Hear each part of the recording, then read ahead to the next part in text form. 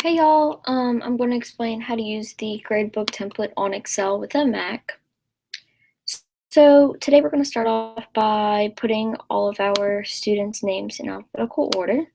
So we'll highlight everything, and then we'll go to the AZ button and press ascending because we want it in alphabetical order, as you can tell. Now that we have our kids in alphabetical order, we can put our formulas in. We're going to start, and first we're going to click here. Then we're going to go to this number looking thing and we're going to press sum. So we have our sum of B4 and then F4, so we're going to divide it by 200 because that's the total number of points. We're going to press enter. So now we have our average in decimal, and we can always change it to percentage or whatever we want. So we're going to click it and then drag it down for every other student, and for every student, I'm sorry. So now we have our average for each student. So we're going to come here and kind of do the same thing. We're going to come here, press sum, and we're going to have the sum of I4, I'm sorry, this is all messed up. So we're going to have our sum of I4 till N4. We're going to divide that by 500 because that is the total number of points, and it's in percentage, as you can see. Alrighty, it's in percentage, and then you can drag that down as well. And you can add everybody else's percentage, and you can again change it to numbers or letters or whatever. So then we're going to come to get our total point. And then right here, we're going to just, since we want the total of both of these, we're going to get the sum equals sum of your B4 through this. We're going to come on the outside of it and then add it. Sorry, that's equal. We're going to add it to sum. We're going to type in sum of H4 through N4.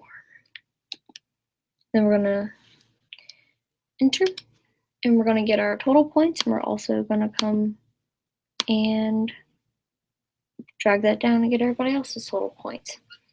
Now to get our GPA formula, we're going to type this in. We're going to do the equal sum of, we're going to get, we want all the numbers, so we're just going to go 0, 4, and then P4, we're going to divide that by 700. And this is the class's GPA, because we want to add in the extra credit and the total of everybody's numbers. All right, now we can do our class average. So you're going to click under each quiz, and we're going to do the sum. We're going to highlight all of these numbers and divide that by 10. Fix this up. See, we have our class average for that one class now. We want to divide that by 10 because that's one class. And again, we're going to come across and that, come across, and that will be our class average for each quiz, as you can see. All right, so the next thing we can do is do our auto filter. So we're going to come up here and highlight all of this and then auto filter that, which you're going to come up, I'm sorry, wrong thing. Come up here and you're going to click this little funnel looking thing, and then that's your auto filters. Next thing we can do is get our graphs. So we're going to highlight all of this. We're going to come to charts, and we can pick any chart that we would like. So I'm going to do a bar graph. And I'm going to do just a regular bar graph, and here we go.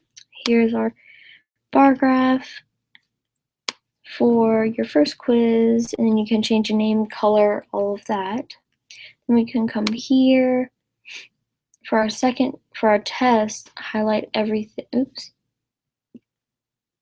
highlight everything, and then do the same thing. So I'm going to do a line graph for this. All right, so here's our second quiz test.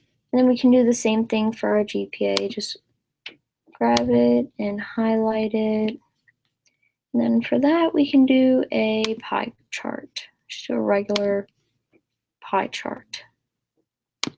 Bring it to the side, and label it, name it, do whatever you want. All right, so now we're going to come up here and we're going to add a header to our template. So I'm going to put probably just my name.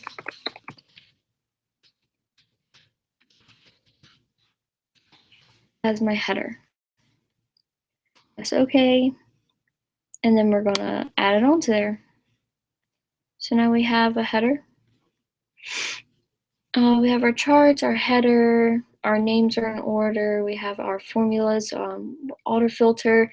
You can also add borders on here if you'd like, add it different colors, add anything you want to it. And I think that's about it. For our charts, you can do different charts layout, chart title, the format of them, colors, everything.